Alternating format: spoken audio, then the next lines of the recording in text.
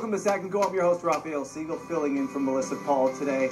Well, as we step into the new year, many people are in search for love. Of course, we all want to find love. Here to help us find the perfect match is Jen B., better known as the Queen of Dating. That's right, we all thought it was Taylor Swift, but no, it's Jen B. Welcome back to the show. Oh, thank you so much for having me back on.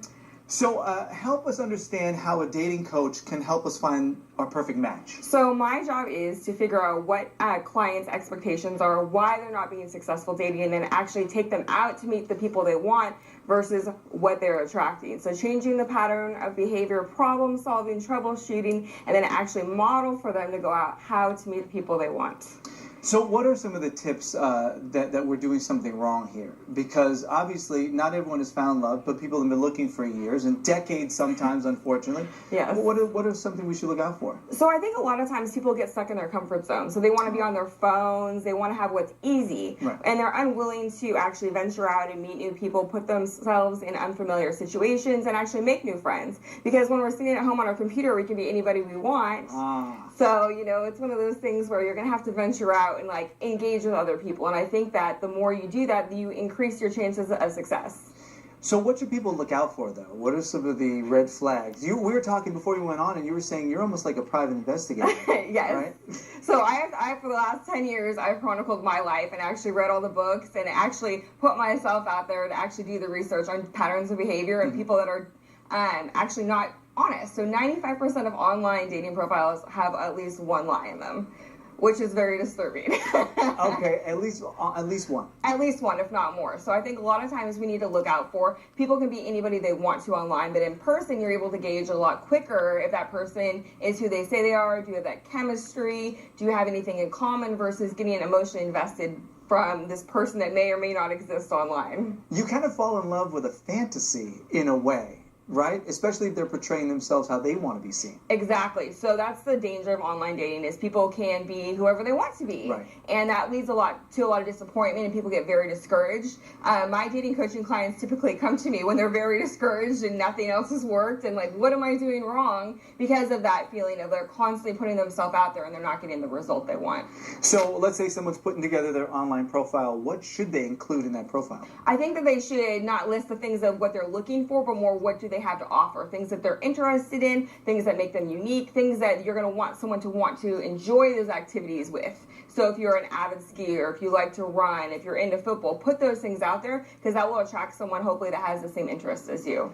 Are there some common markers then when someone's looking at someone else's profile online that they should look out for? Are there red flags that kind of are universal? Yes, so negativity. So if someone's listing the things that they do not want, exactly. I want someone that's honest. Everybody wants that, Right. If there's nothing, there's no depth, there's not a lot of description, that's typically a red flag. If you're not writing about yourself, if you have no life outside of work, you have no friends, those are typically red flags, because what are you doing with all your free time? Right, sure.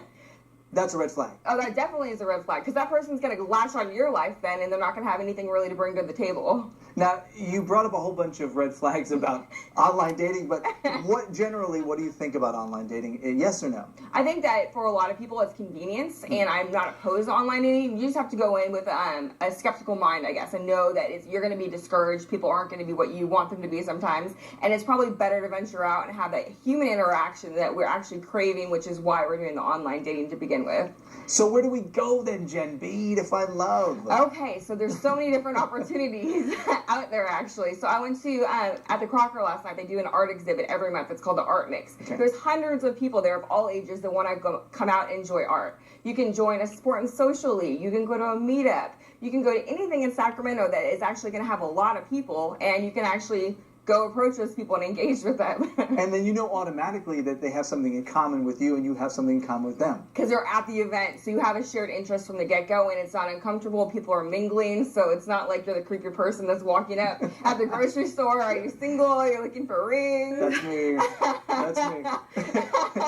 It kind of gets you out of that danger zone, I guess. Because when people are coming up to you, and it's kind of it's off-putting sometimes, right, sure, if you're not prepared for it. So it's kind of more socially acceptable to approach them in a setting such as a very public venue where there's a lot of people. Speaking of events, tell us about your upcoming event. So I have a couple of upcoming events. Snowfest of Tahoe, which I'm very excited about, which is fun. It's at the end of January. So we're going to have 150 plus people coming from San Francisco, LA, and Sacramento for a weekend of fun and shenanigans. So love those shenanigans. I can't even get into that here, but yes, there'll be lots of shenanigans, which is a great way to meet people from different locations and be able to kind of put yourself out there, because a lot of people don't know anyone going into it, but the whole weekend is around being able to socialize, have fun, make friends, and a lot of the people from last year come back again because they had so much fun. I'm also doing Cupid's Revenge Pub Crawl, the 3rd annual, for the people that don't have Valentines. So being able to kind of go out there and commiserate with all those people that did not have a Valentine's. So kind of socialize, be able to meet other people. Jen B, thank you very much for joining us here on Sac and Go once again. Looking forward to seeing you again. Thank you. You know, this is very exciting because we all love soap operas, and we're going to learn about our favorite soap opera star coming up right after this. Sac and Go continues right after the break.